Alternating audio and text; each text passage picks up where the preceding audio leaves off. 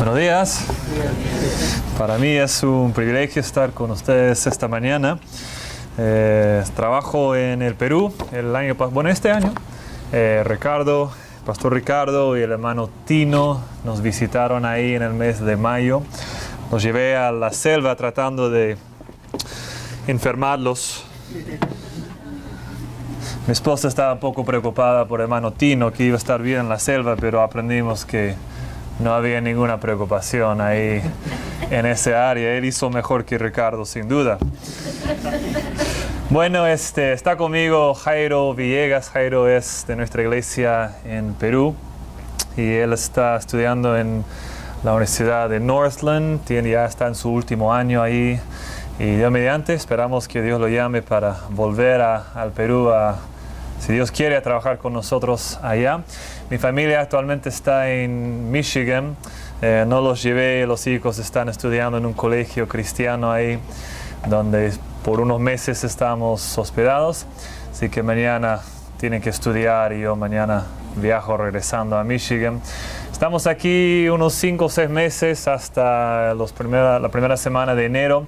Dios mediante, en enero regresamos al Perú y seguiremos trabajando ahí. En la noche voy a estar acá en la iglesia compartiendo ahí arriba sobre nuestro ministerio, un informe, un reporte, y espero que puedas estar para aprender un poco más de lo que Dios nos está permitiendo hacer allá en Perú. Anoche, por si acaso, Jairo y yo fuimos a un restaurante peruano. No tengo idea dónde está en Milwaukee, pero era muy rico, que se llama Chef Paz. Chef Paz, ¿cuántos han comido en Chef Paz? Algunos. Es riquísimo, lo recomiendo, es auténtico, así que no sé si lo encuentras ya. Excelente. Busquen en sus Biblias el libro de Juan. Y quiero dirigirles en esta mañana a la historia del encuentro que Jesús tuvo con el fariseo que se llama Nicodemo. Vamos a leer los 21 versículos que corresponden a esta historia. Juan 3, del 1 al 21. Y de ahí, con el tiempo que tenemos aquí, quiero dirigirles a entender mejor esta historia, este encuentro que Jesús tuvo con Nicodemo. Voy leyendo desde el primer versículo de Juan capítulo 3 hasta el versículo 21. Dice así: había un hombre de los fariseos que se llamaba Nicodemo, un principal entre los judíos. Este vino a Jesús de noche y le dijo: Rabí, sabemos que has venido de Dios como maestro, porque nadie puede hacer estas señales que tú haces si no está Dios con él. Respondió Jesús y le dijo: de cierto te digo, que el que no naciere de nuevo no puede ver el reino de Dios. Nicodemo le dijo: ¿cómo puede un hombre nacer siendo viejo? ¿Puede acaso entrar por segunda vez en el vientre de su madre y nacer? Respondió Jesús: de cierto te digo, que el que no naciere de agua y del Espíritu no puede entrar en el reino de Dios. Lo que es nacido de la carne, carne es, y lo que es nacido del Espíritu, Espíritu es. No te maravilles de que te dije: os es necesario nacer de nuevo. El viento sopla de donde quiere, y oye su sonido, mas ni sabe de dónde viene ni a dónde va. Así es todo aquel que es nacido del Espíritu. Respondió Nicodemo y le dijo: ¿cómo puede hacerse esto? Respondió Jesús y le dijo: ¿eres tú maestro de Israel y no sabes esto? De cierto te digo, que lo que sabemos hablamos, y lo que hemos visto testificamos, y no recibís nuestro testimonio. Si os he dicho cosas terrenales y no creéis, ¿cómo creeréis si os dijere las celestiales? Nadie subió al cielo, sino el que descendió del cielo, el Hijo del Hombre que está en el cielo.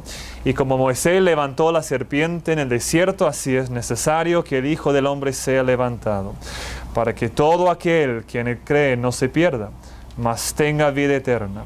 Porque de tal manera amó Dios al mundo, que ha dado a su Hijo unigénito, para que todo aquel que en él cree no se pierda, mas tenga vida eterna. Porque no envió Dios a su Hijo al mundo para condenar al mundo, sino para que el mundo sea salvo por él. El que en él cree no es condenado, pero el que no cree ya ha sido condenado porque no ha creído en el nombre del unigénito Hijo de Dios. Y esta es la condenación, que la luz vino al mundo y los hombres amaron más las tinieblas que la luz, porque sus obras eran malas. Porque todo aquel que hace lo malo aborrece la luz y no viene a la luz, para que sus obras no sean reprendidas. Mas el que practica la verdad viene a la luz para que sea manifiesto que sus obras son hechas en Dios. Este año en mi iglesia ahí en Lima, hice una serie sobre los encuentros de Jesús con individuos. Y comencé con esta historia de Nicodemo, por varias razones, pero uno porque acá el apóstol Juan, que por si acaso nos cuenta de varios encuentros que Jesús tuvo con individuos. Debes pensar, por ejemplo, en lo que viene en Juan 4 de la mujer samaritana. Y nos cuenta de algunos que los otros evangelistas no nos cuentan. Y uno de ellos es Nicodemo.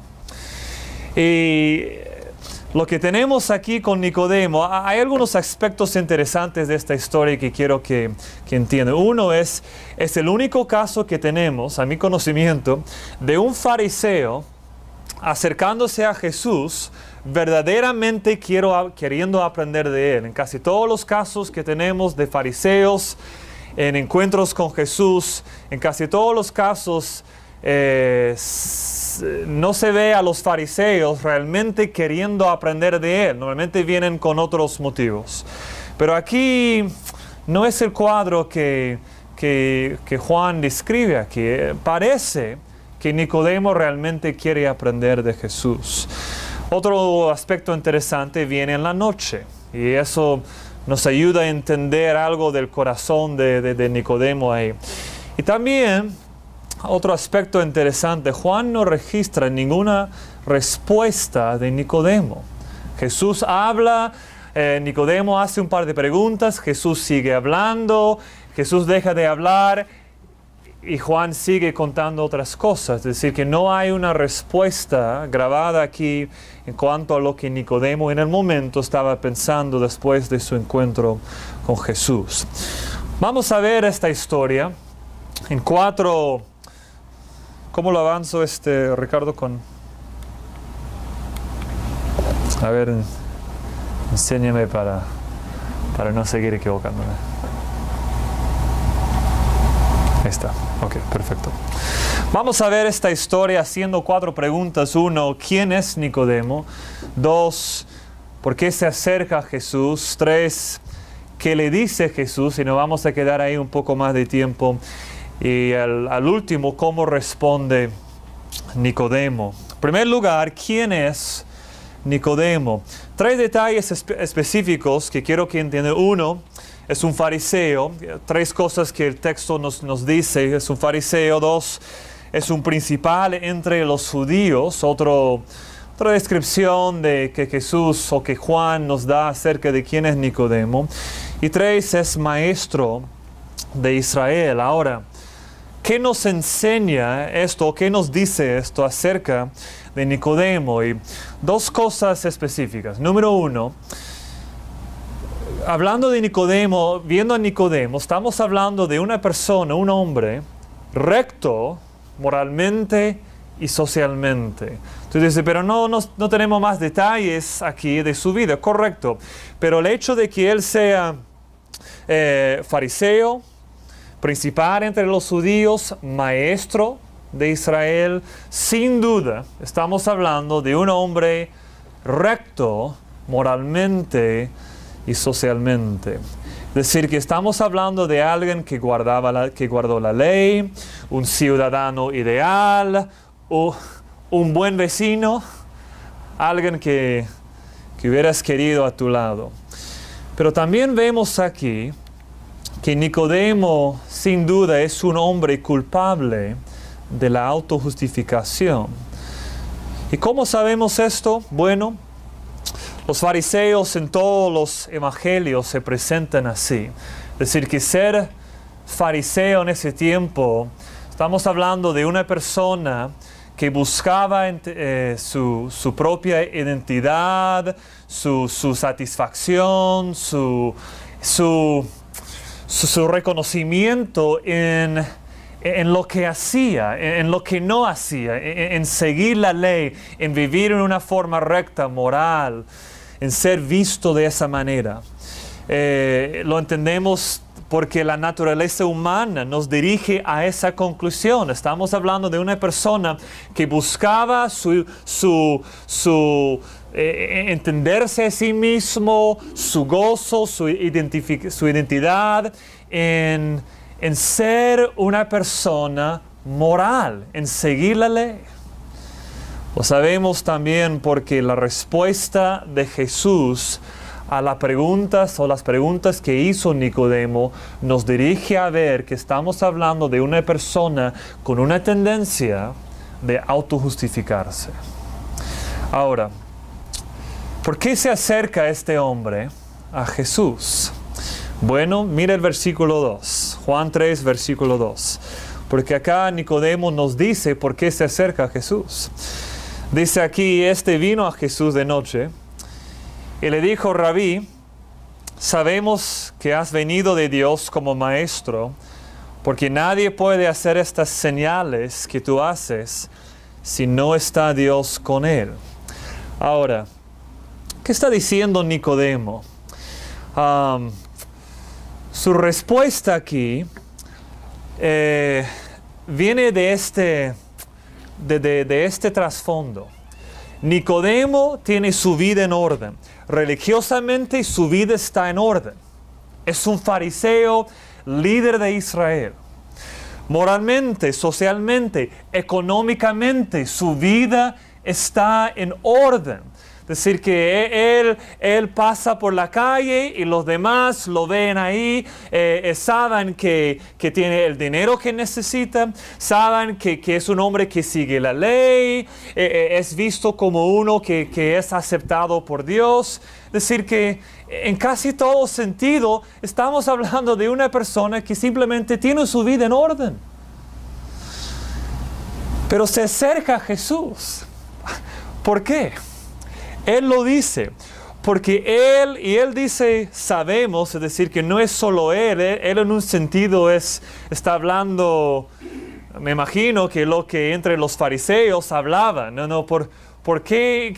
¿Cómo explicamos? Imagínate una conversación entre los fariseos, mira, este hombre no nos conviene, pero hay algo que Jesús está haciendo en que no tenemos explicación. ¿Cuál es la cosa que les está motivando a hacer estas preguntas? Es que Jesús tiene un poder que ellos simplemente no pueden explicar. El versículo 2 dice: sabemos que has venido de Dios como maestro, porque nadie puede hacer estas señales que tú haces si no está Dios con él. Nicodemo tiene su vida en orden y no tiene poder.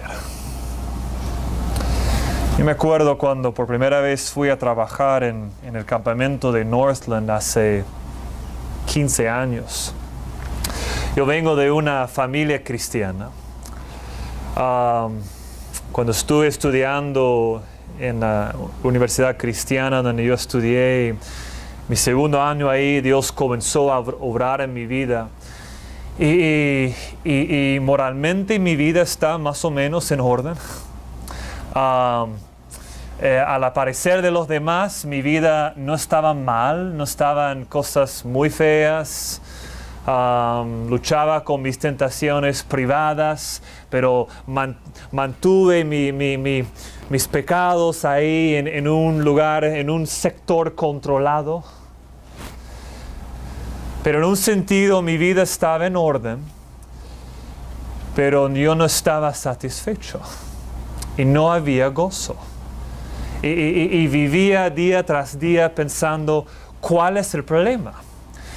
Y Dios, en un sentido, me guió a esta misma pregunta que Nicodemo tuvo cuando se acercó a Jesús. No entendí cómo podría tener en un sentido mi vida en orden y no tener poder. Y llegué a la conclusión que la vida cristiana, si simplemente es una lista de reglas, no conviene si no hay poder. Y aquí está Nicodemo y ve en Jesús lo que él ni sus amigos fariseos, lo que ellos no tienen. No hay poder, no hay algo sobrenatural. Y se acerca a Jesús. ¿Por qué? Porque ve poder que él simplemente no tiene. Así era para mí. Quizás es así para ti ahora. ¿Qué le dice Jesús? Dos cosas, y en la segunda cosa vamos a desarrollarlo un poquito más. Pero quiero dirigirles a dos pensamientos. Uno,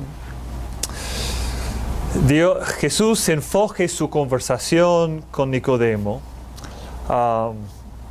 En primer lugar, directo, al toque, a este concepto. Si Nicodemo quiere entrar en el reino de Dios, Jesús le dice que él tiene que experimentar un cambio interno radical. Ahora, ¿en qué forma lo dice? Versículo 3.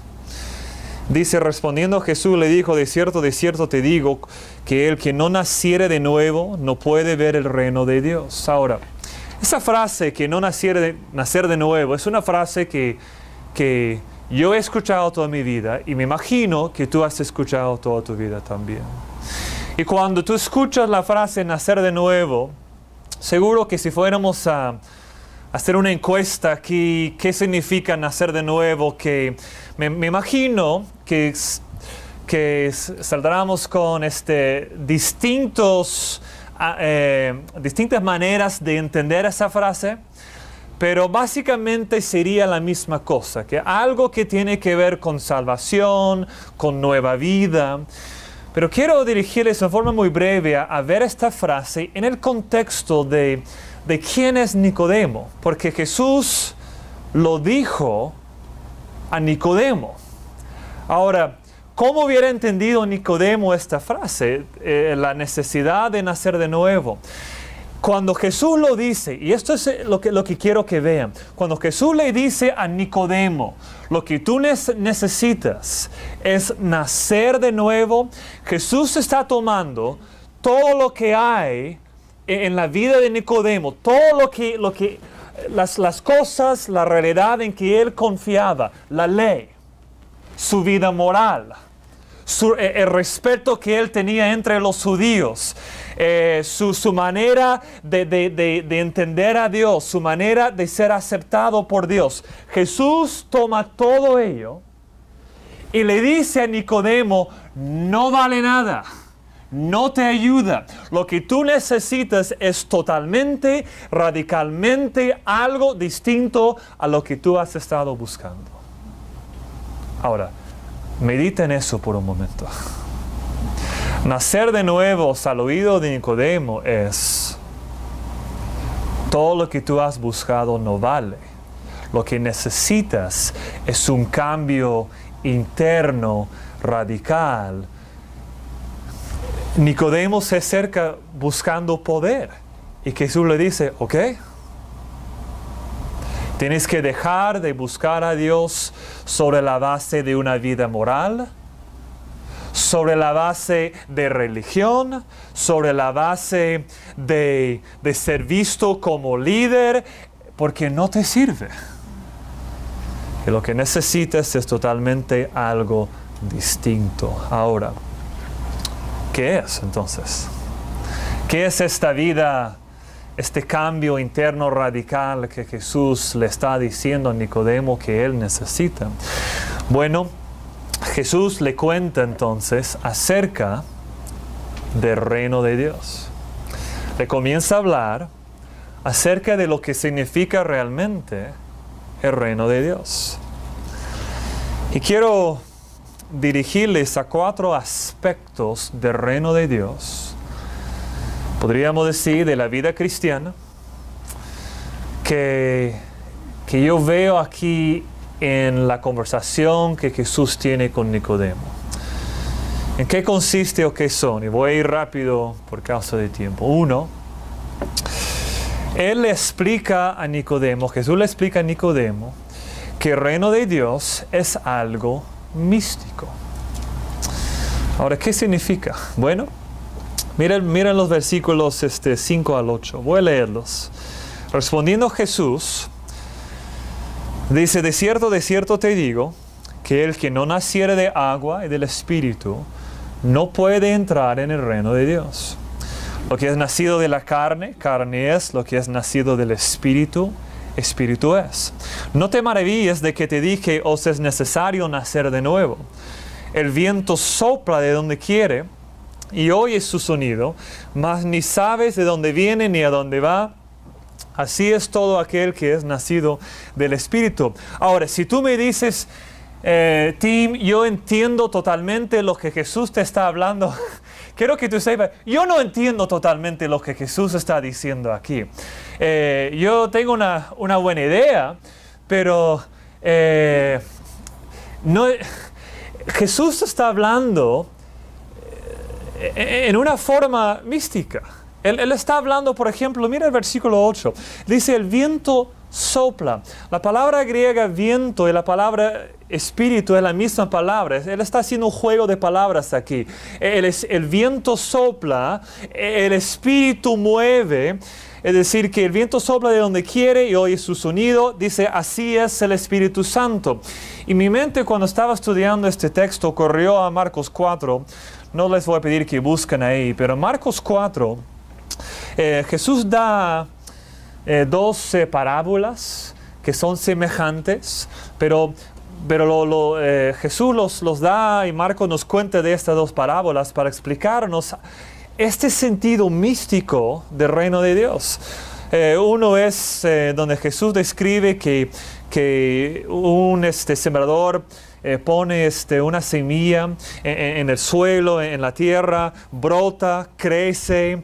Y dice Jesús, y no sabemos si el sembrador no sabe cómo lo hace. Él simplemente pone la semilla ahí, comienza a crecer y el granjero no puede explicar cómo es que esa semilla produce la fruta que más adelante produce. No se puede. Hay un aspecto místico ahí. Da otra parábola del grano de mostaza, que es la más pequeña.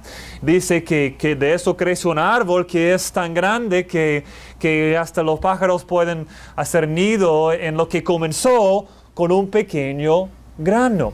Y dice, así es el reino de Dios. Es decir, que no sabemos lo que Dios está haciendo. Y cuando Jesús habla a Nicodemo, su punto es esto. Tú piensas que viviendo una vida moral, que haciendo esto, que siguiendo estas leyes, no haciendo esto, que tú puedes entender a Dios, que puedes dar una explicación completa de Dios. Y Jesús le está diciendo, tú no puedes hablar así, no es así. Hay un aspecto místico de nuestra fe. Es decir, que Dios obra y a veces yo no puedo explicarlo. ¿Qué deseo en las vidas de los que asistan a la iglesia donde predico y pastoreo ahí en Lima? En el fondo, lo que más quiero es que Dios obre en ellos. Algo que yo no puedo explicar y tampoco puedo producir, por si acaso. Hay un aspecto místico a nuestro cristianismo. Y debemos dejar de poner tanta estructura en nuestro entendimiento de Dios que dice, si hago esto y el otro, Dios tiene que hacer esto. Y mi respuesta es, Dios no tiene que hacer nada. Él hace lo que quiere. Y lo bueno es que Él sí está obrando en los que realmente buscamos a Él. Pero no es solo místico, sino hay un balance aquí. El reino de Dios, nuestro cristianismo, es a la vez histórico. Y lo vemos aquí en la respuesta de Jesús. Quiero dirigirles a los versículos 13 y 14. Acá Jesús en su conversación con Nicodemo le dice, nadie subió al cielo, sino el que descendió del cielo, el Hijo del Hombre que está en el cielo. Ahora, quizás ahí tú piensas, Jesús todavía está hablando en forma mística, no entiendo todavía. Pero mira lo que dice en el versículo 14. Y como Moisés levantó la serpiente en el desierto, así es necesario que el Hijo del Hombre sea levantado. ¿Qué está diciendo? Él está haciendo una conexión histórica. Jesús está diciendo, Él está dando una anticipación, como una profecía casi de que Él mismo, Él, el Hijo del Hombre, irá luego a morir en una cruz. Y va a morir en esa cruz, pero no va a morir solo en una forma mística, en una forma simbólica. No morirá solo como ejemplo a nosotros, sino que va a morir en una línea histórica. ¿Qué significa eso? Significa que antes de la venida de Jesús, hubo siglos y siglos de tiempos en que hubo profecía tras profecía tras profecía de la necesidad de un Salvador, la necesidad de un Mesías, la necesidad de uno que vendría como el Cordero perfecto, sin pecado, que vendría como Él, que va a dañar, dañar la cabeza de la serpiente, la profecía que Dios le dio a Eva en Génesis 3. Cumpliendo las promesas que Dios dio a Abraham, que en Él, por medio de Él, bendecirá a todas las familias de la tierra. Y Jesús viene en esa línea, viene como el cumplimiento de lo que Moisés hizo cuando en el desierto levantó esa serpiente, y los que habían sido mordidos por las culebras podrían mirar a esa serpiente que Moisés levantó sobre una asta ahí, y podrían ser salvos.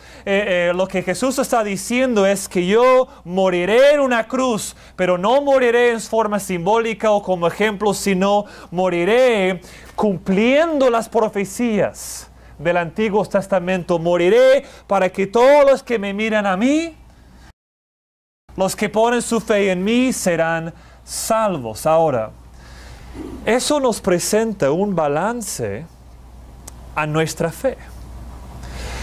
Por ejemplo, si nuestra fe fuera solo místico y no histórico, no habría entonces nada concreto en nuestra fe. Y hay religiones así.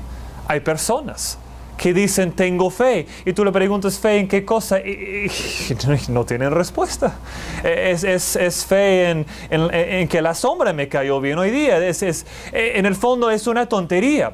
¿Y por qué? Porque no hay nada histórico, no hay nada concreto. Pero si nuestra fe fuera, por ejemplo, solo histórico y no místico, si podríamos simplemente por medio de la historia explicar totalmente a nuestro Dios, ¿cuál sería el resultado? Bueno, el resultado, y no tengo tiempo para explicarlo, pero sería que nuestra salvación será determinada por fuerzas sociales o fuerzas políticas, pero no es así. Nuestra fe es ambos, es tanto místico como histórico. Ahora, ¿qué más acá? Sigo. Lo que Jesús le explica a Nicodemo, también acá le dice que el reino de Dios demanda una respuesta respecto a Jesús. Es decir, que siendo cristiano, para ser cristiano, tienes que responder a la pregunta, ¿quién es Jesús? Es lo que vemos en este encuentro con Nicodemo. ¿Quién es Jesús? Nicodemo se acerca a Jesús porque tiene esa pregunta. ¿Quién eres? Sabemos que tienes poder que nosotros no tenemos.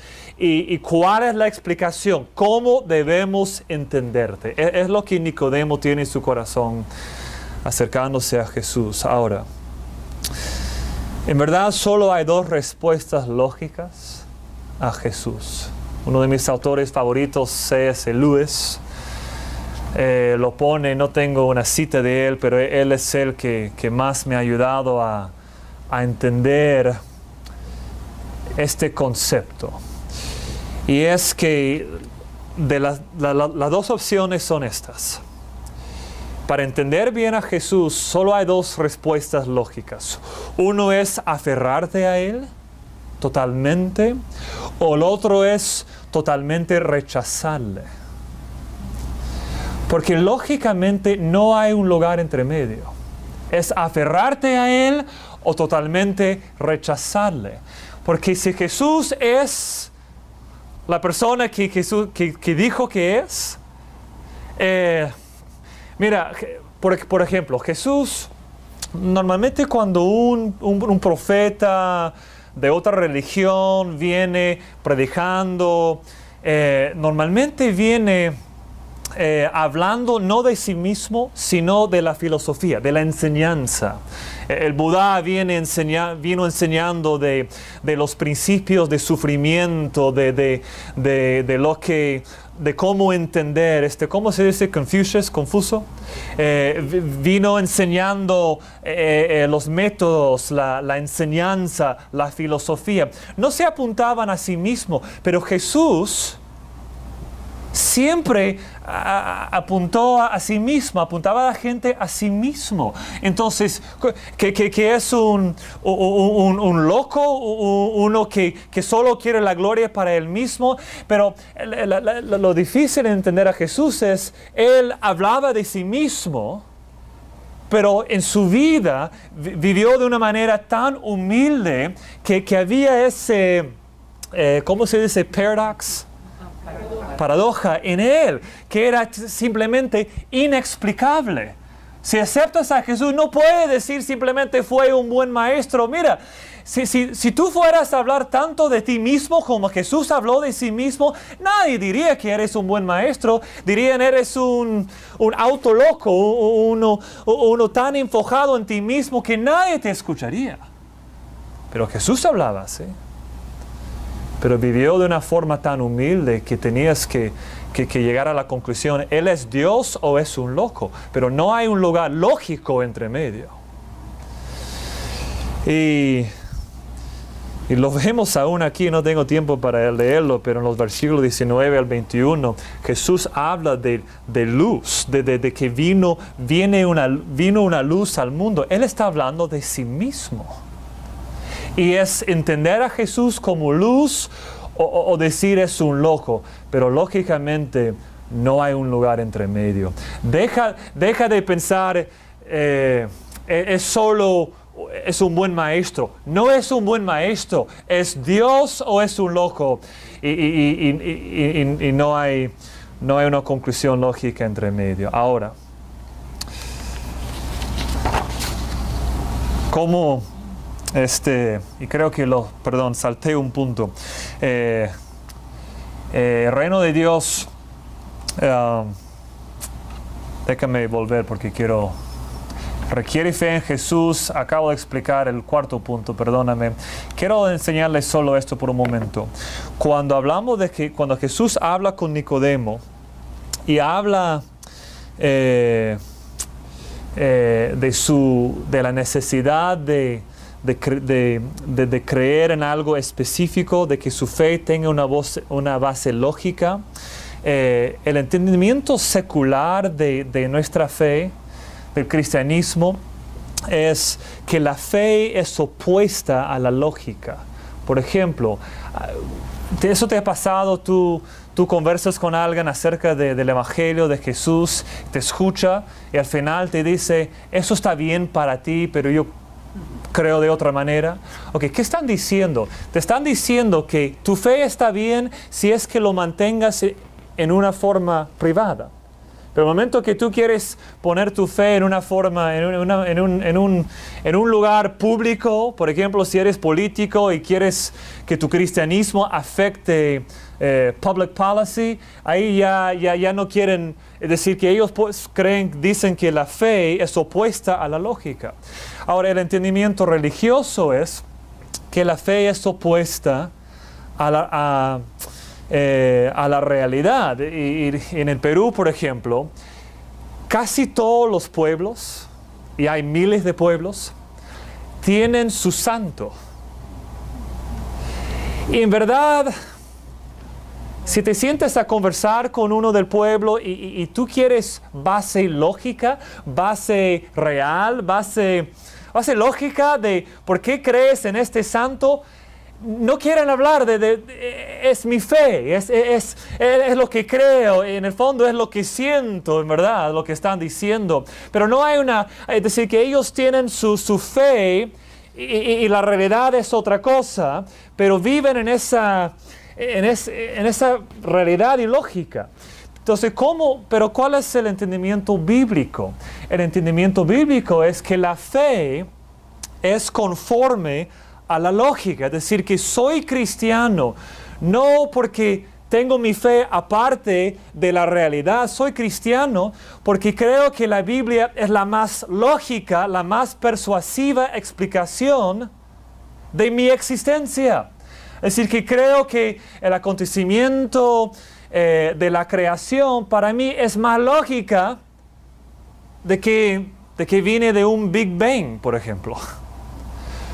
Creo que la explicación del ser humano que es bíblica, que es que Dios creó el mundo perfecto, pero el hombre cayó en pecado, eso para mí es la más lógica explicación del ser humano. Es mucho mejor, es mucha más lógica que cualquier otra explicación moderna de cómo entender al hombre.